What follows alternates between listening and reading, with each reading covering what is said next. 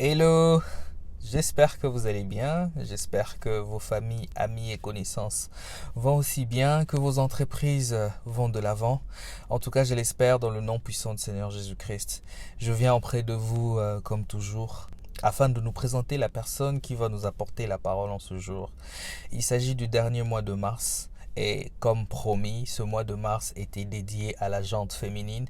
Alors, la personne qui va clôturer ce mois, il s'agit évidemment d'une femme. Et elle s'appelle Sœur Tabitha Tambwe Mutombo. Elle va nous parler de l'intimité avec Dieu. Alors, je vous demanderai beaucoup d'attention pour pouvoir suivre la parole de Dieu et pouvoir mettre en application la parole que vous aurez écoutée en ce jour. Bonne écoute. Allô, peuple de Dieu, bien-aimés dans le Seigneur. Je veux nous parler de l'intimité avec Dieu. L'intimité avec Dieu, c'est une relation étroite que nous sommes appelés à avoir, à être avec Dieu. C'est une communion profonde avec notre Dieu. Dans la vie ordinaire, l'intimité concerne l'être secret d'une personne. La partie très profonde, son être intérieur. Être intime avec quelqu'un, c'est être lié. Nous voyons l'exemple des époux étroitement unis dans une relation d'âme à âme, une communion.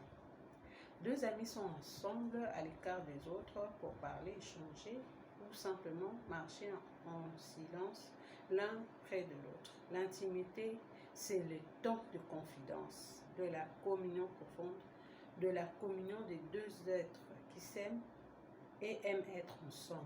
C'est un temps mis à part, un lieu à l'écart. Bien-aimés dans le Seigneur, je nous exhorte de lire Matthieu 14, le verset 23. Je lis au nom de Jésus.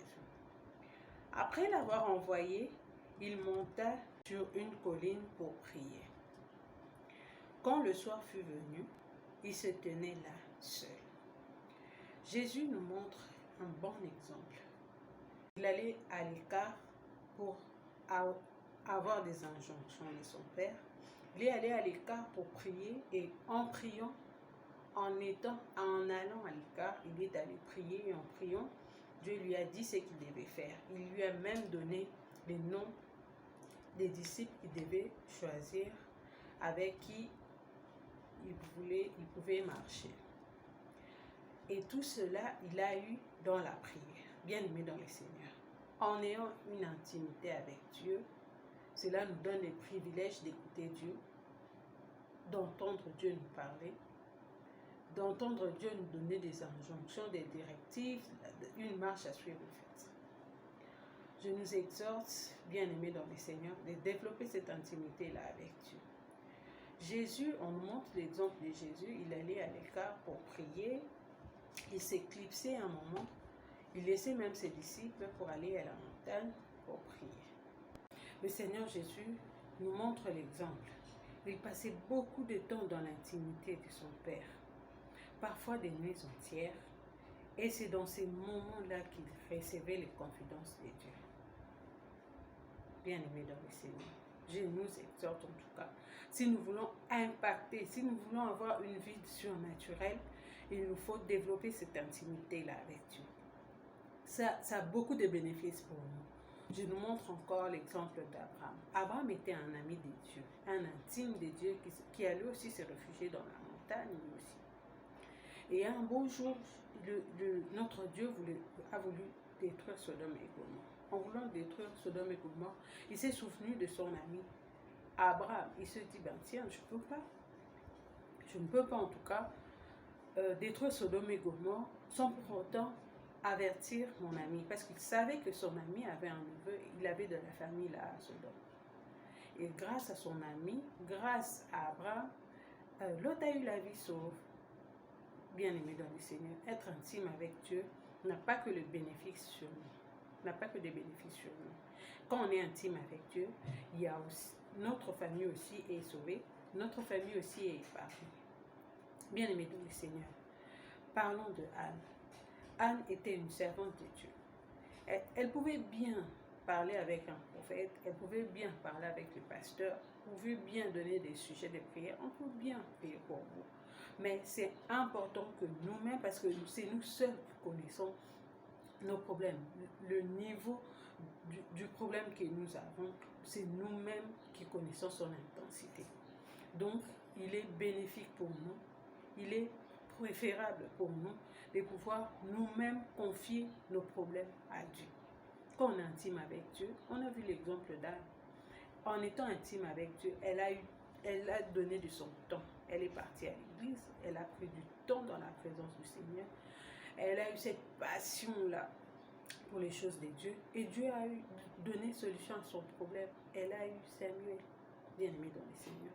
Je nous exhorte en tout cas à pouvoir développer cette intimité-là avec Dieu, cette vie-là d'impact. Quand on est intime avec Dieu, on ne prie plus naturellement, on vit une vie surnaturelle.